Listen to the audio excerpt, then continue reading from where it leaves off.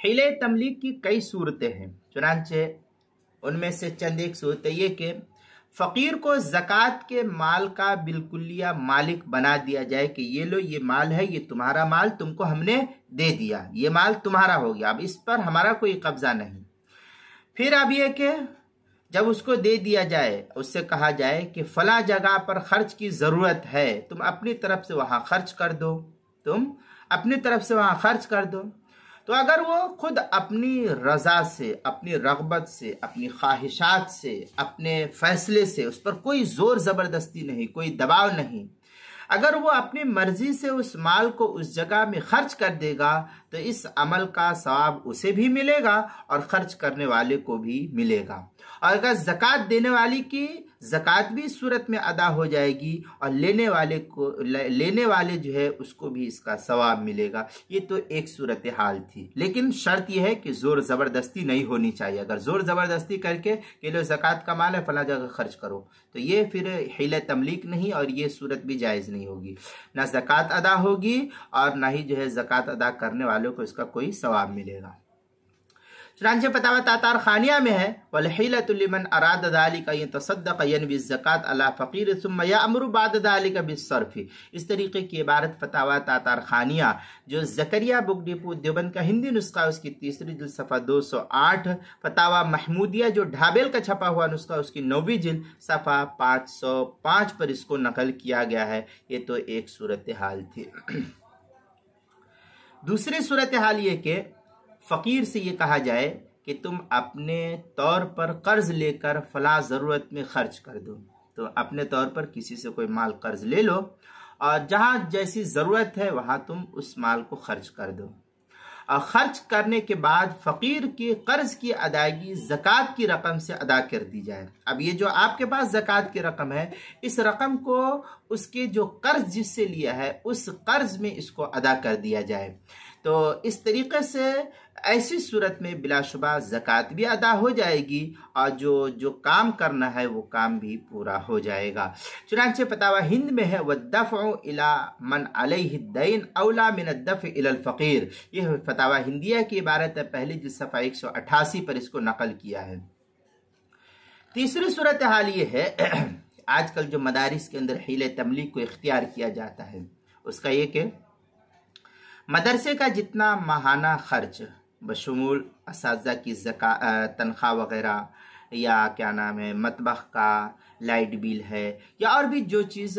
ज़रूरी होती है, मतबख का निज़ाम है, तालीमी निज़ाम है, मुदर्रिसीन की तनख्वाहें होती है, उन तमाम को यकजा जमा किया जाए, माहाना जमा किया जाए, जोड़ा जाए कि एक महीने का कुल खर्चा कितना है और इस तरीके से उस कुल खर्चे को मदरसे में देखा जाए कि कितने तालिब इल्म मौजूद है। चुनांचे इन तमाम मतबख, मुदर्रिसीन की तनख्वाह, लाइट बिल और क्या नाम है तालीमी ज़रूरियात और जो भी कुछ मसरफ़ है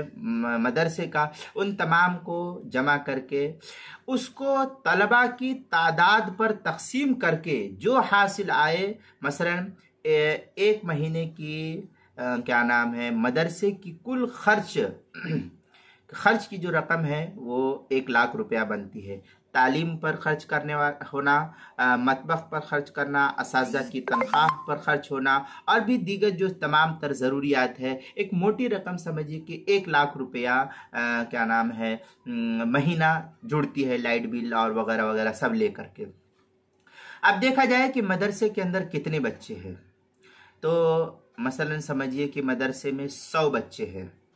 तो अब हिसाब लगा दिया जाए कि 1 लाख रुपया को 100 बच्चे पर डिवाइड करते हैं, तकसीम करते हैं, तो जितनी रकम एक बच्चे पर बैठती है उतनी फीस बच्चे को दी जाए। मसलन 100 बच्चे पर 1000 रुपया आता है एक बच्चे पर तो हर बच्चे को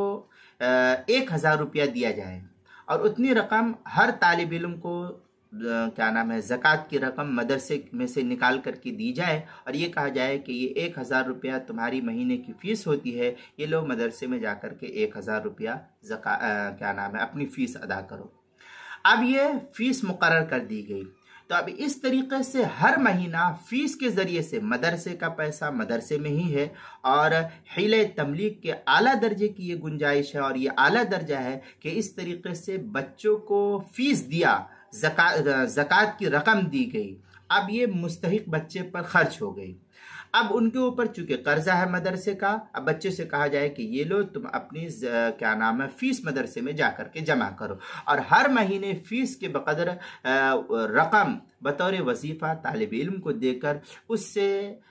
फीस वापस ले ली जाए। तो फीस की शक्ल में जो रकम वापस आएगी उसको मदरसे की हर तरह की ज़रूरत में खर्च करना जायज़ होगा, क्योंकि ये तमलीग भी हो गई। आपके पास मुदर्रिसीन के पास, मुहतमिमीन के पास ये ज़कात की रकम थी। अब ये ज़कात की रकम तो थी, लेकिन अब चूंकि मुस्तहिक तलबा तक आपने तकसीम करके हर महीना अदा कर दिया। अब अदा करने के बाद जो बच्चे के ऊपर कर्ज हो गया मदरसे का फीस की शक्ल में, तो ये फीस की शक्ल में बच्चों को अदा किया जाए। फिर बच्चे अपने उस पैसे से जो मालिक हो गए 1000 रुपए के, उस पैसे से मदरसे की फीस अदा कर देंगे। अब ये फीस आपको मुदर्रिसीन को बिल्कुल पाक और पवित्र माल देंगे, ये अब गंदा माल नहीं हो रहेगा। इसलिए मुदर्रिसीन की तनख्वाह और मदरसे के लाइट बिल या तामीर या जिस फंड में भी आप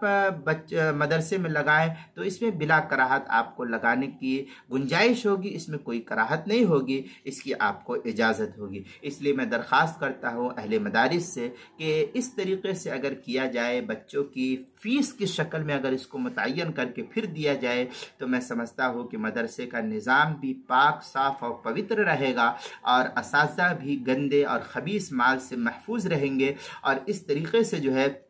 मदरसे पर कोई बोझ भी नहीं रहेगा, दबाव भी नहीं रहेगा, और खुशी खुर्रम हर तरह के काम में, चाहे वो पैसा आप मेहमान खाने में, मेहमान के आने में इस्तेमाल करें, जलसे जुलूस में इस्तेमाल करें, या क्या नाम है खाने के फंड में इस्तेमाल करें, तामीर में इस्तेमाल करें, लाइट बिल में इस्तेमाल करें, हर तरह की ज़रूरियात जो है इससे पूरी हो जाएगी। इस एहतियाती पहलू को अगर नज़र के सामने रखे तो मैं समझता हूँ काफ़ी फ़ायदा होगा अहले मदारिस को, और इस सिलसिले में उनके यहाँ पाक और पवित्र माल जो है असातिज़ा इस्तेमाल करेंगे और गंदे माल से ये महफूज रहेंगे। इसकी थोड़ी बहुत तफसीली बहस जो है फतावा रहीमिया उसकी 5वीं जिल्द सफ़ा 150, फतावा महमूदिया जो ढाबिल का छपा हुआ नुस्खा उसकी 9वीं जिल्द 603, और महमूदुल फतावा उसकी 2री जिल्द सफ़ा 47, किताबुल मसाइल उसकी 2री जिल्द सफ़ा 273 पर इसको नकल किया गया है, वहाँ देख सकते हैं। ये तफसीली बहस